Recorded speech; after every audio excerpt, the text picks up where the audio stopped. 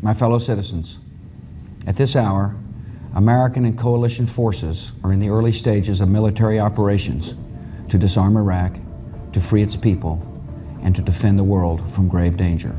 Late last night and early today, at my direction, the United States Armed Forces conducted an extraordinary military operation in the capital of Venezuela, the force against a heavily fortified military fortress in the heart of Caracas, to bring outlaw dictator Nicolás Maduro to justice. When on January 2, 2026, the U.S. overnight struck Venezuela's capital and dragged the country's president, Maduro, and his wife from their bedroom to New York City in the U.S., the scene almost resembled that of March 2003, when Iraqi President Saddam Hussein was also dragged from a rat hole in Iraq.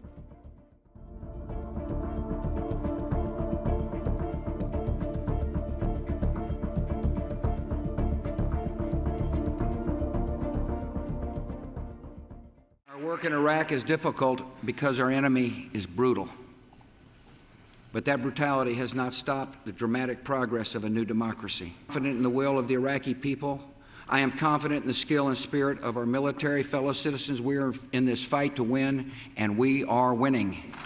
We're going to run the country until such time as we can do a safe, proper, and judicious transition. So we don't want to be involved with having somebody else get in, and we have the same situation that we had for the last long period of years.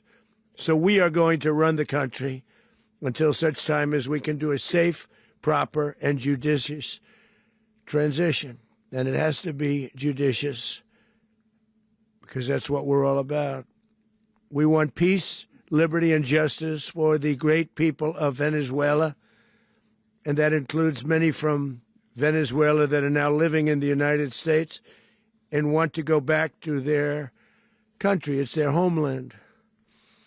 We can't take a chance that somebody else takes over Venezuela that doesn't have the good of the Venezuelan people in mind. A nation now held hostage by a small clerical elite that is isolating and repressing its people. The regime in that country sponsors terrorists in the Palestinian territories and in Lebanon, and that must come to an end.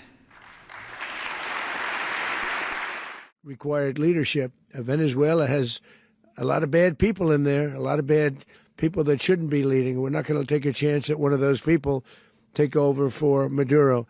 So you can look at, and others, we have fantastic people, including people in the military. So we're going to have a group of people running it until such time as it can be put back on track. Keeping America competitive requires affordable energy. And here we have a serious problem. America is addicted to oil, which is often imported from unstable parts of the world. The best way to break this addiction is through technology. We're going to have our very large United States oil companies, the biggest anywhere in the world, go in, spend billions of dollars, fix the badly broken infrastructure, the oil infrastructure, and start making money for the country. And we are ready to stage a second and much larger attack if we need to do so. So we were prepared to do a second wave if we needed to do so. We actually assumed that a second wave would be necessary, but now it's probably not.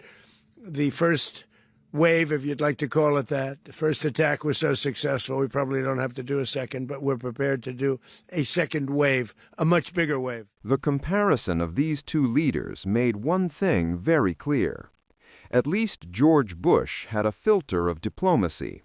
However, Trump, on the other hand, couldn't have cared less about Venezuela's sovereignty. Venezuela was increasingly hosting foreign adversaries in our region and acquiring menacing offensive weapons that could threaten U.S. interests and lives. And they used those weapons last night. Potentially in league with the cartels operating along our border.